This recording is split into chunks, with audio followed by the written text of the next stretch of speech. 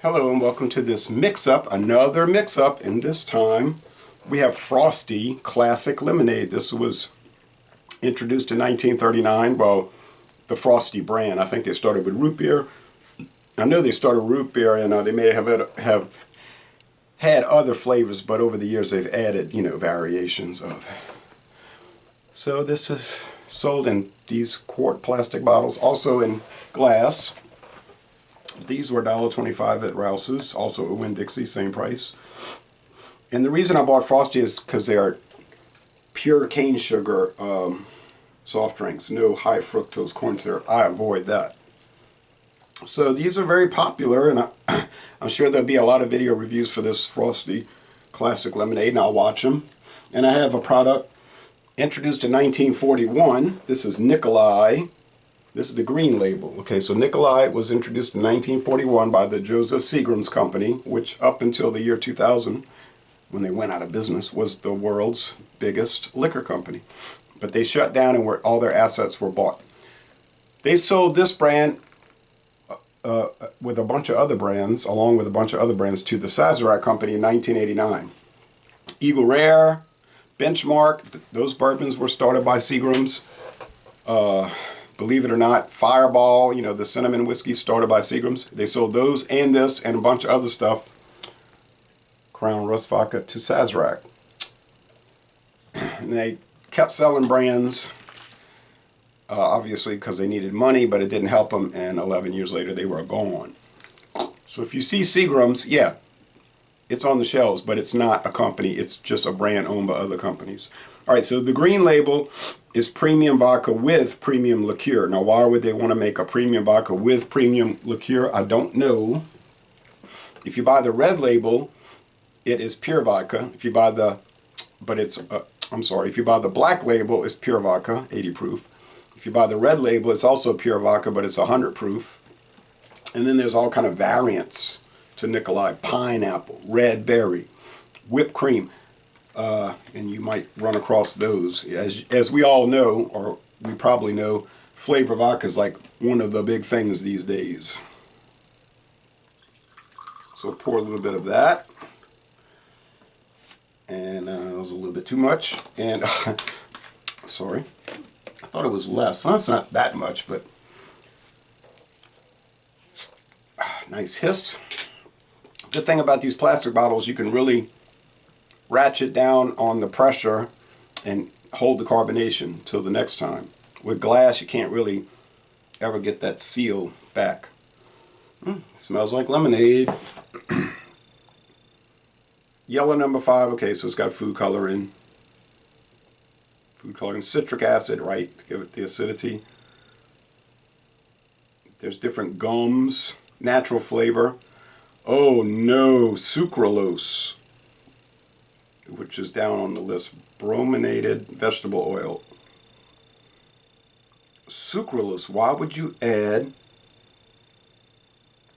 artificial sugar to this? Well, I don't think I'd have bought it if I'd have known that. I'd have just gone on to something else. But it is what it is. I just noticed this at this very time. When I saw pure, cane sugar, I was all on it. So sorry, folks. But anyway, that's a bummer. Hopefully it won't make it taste nasty like sucralose. What is that? Equal or something like that? Splenda, one of those horrors, those atrocities. Hopefully it won't ruin it. It's not the lead sweetener. Yeah, tastes like lemonade and vodka.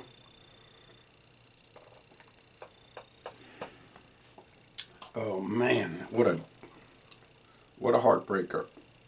4 servings per container. So 60 calories per 8 ounce.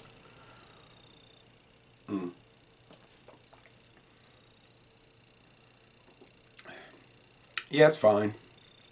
But it's got my mind warped now because I'm thinking about that sucralose. So 240 calories per quart. I think that's about normal for a soft drink. Coca-Cola would probably be about the same.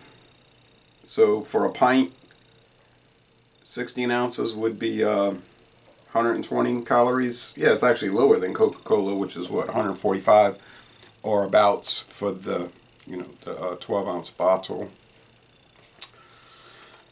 Yeah, baby. I think that's it on the Frosty as far as flavors. I've got the pink lemonade, which I assume will be about the same. I think I've covered all the flavors available in this area. I could be wrong. I'll double check. But there is the Mexican brewed Coke, produced Coke, Coca-Cola. I see that in Thurns, 4-packs, 12-ounce bottles for, like $1 something a bottle. It might be bigger than 12-ounce bottles. They seem bigger, but I could bring that in for these mix-ups because I got a lot left. I got half the bottle left, and there's just so many. Pure sugar. Well, this one's not pure sugar. It's mostly sugar. But there's so many pure sugar soft drinks, more than I thought. So I think I'll be able to track down enough to dissipate this bottle and the Vodovska sugarcane vodka. And I guess that'll end the challenges. Unless people insist that I bring in Skull vodka. Also from Sazerac. Yeah, this is made by Sazerac in Frankfort, Kentucky. Buffalo Trace. If you go on the Buffalo Trace tour, I'm pretty sure they're not going to direct you toward this. They might talk about Buffalo Trace bourbon whiskey or Ancient Age, which they did on the tour. I asked the guy, I said, what about Ancient Age? He said, a lot of it's in this rick house. He said, I like Ancient Age. The tour guide said, I like it. And there's many variants of that. But anyway, Skull, same thing. They've got the Skull vodka, just vodka. And then there's, if you look carefully, the same exact label, but it says Skull Premium. If you didn't pay attention to the label, you'd just say, let me get some Skull vodka. But if you look carefully, it says vodka with natural flavors. I don't know what the logic is with that. But it's something Sazerac decided to do over the last few years with all their products. It's strange. They'll have El Toro tequila. Silver tequila, let's say, for example. But you might look on the shelf in another store and it'll say El Toro Premium. Look carefully. Oh, tequila with natural flavors. It's a confounding thing to me. If you know the answer, let me know because I can't figure it out. Same thing with their bourbons. There was 10 High bourbon. That's it. And then they had this one with the eagle on it. And I was like, why do they have two different labels?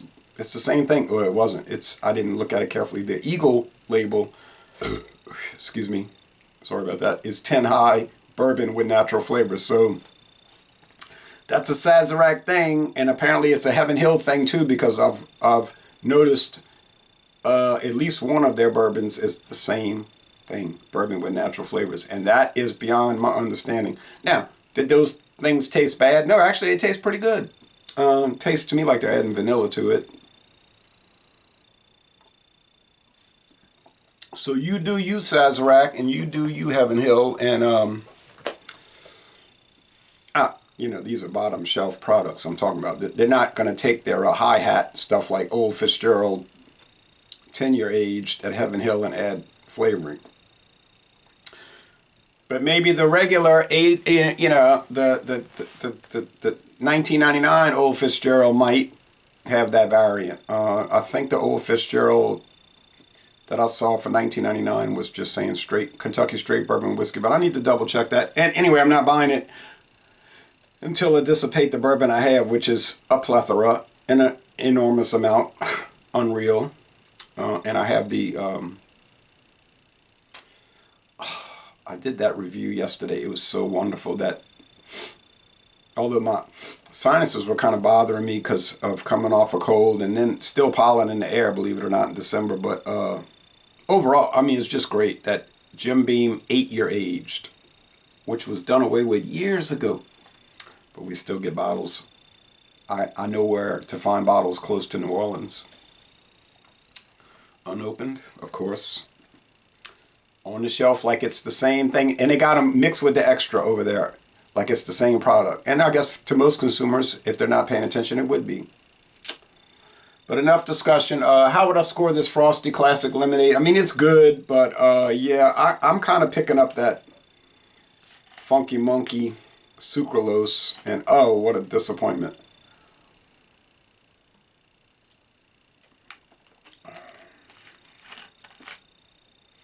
It's probably in my mind. If I hadn't noticed it, I wouldn't say it. I don't know. Now, when it's there, you can't get it out your head. It's something about it.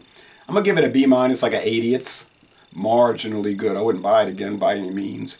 Would I buy other Frosties, pure sugar? Oh yeah, I'd buy those. You know, theoretically. The Nikolai is one of these products that you don't think much of it. $8.99 for a handle at Total Wine & More. You think this would just be a tragedy. But actually, it's one of those products that's pretty good when you try it, and every time you try it again, or you retry it, it's better, or it doesn't go down. So you think cheap vodka can't be good, but I'm gonna tell you, it can be, and this is one of those. And I can see it. You know, it's all right. It's a definite value. Can't figure out why they're sending the green label to Louisiana instead of the other ones, but that's their game plan. So yeah, it's definitely a B, like a 85 into the B. It's not a B minus, no way. It's not marginally good. It's just good. And I would recommend it. And yeah, so that's it. So Sazerac, they're great at doing justifiable low-end products. What I mean is it justifies the purchase. You would do yourself a favor, I think, to go through all their bottom shelf bourbons, rums. They're not going to be fantastic. They're not going to change your outlook, but they might change your outlook, because you might be thinking it's going to be an atrocity, and then you taste it and you're like, hey, you know, this Benchmark's pretty dang good. And Benchmark is known to be that way. And then their Taka Gin. It's kind of a jewel in the rough, Taka Gin. You can find it.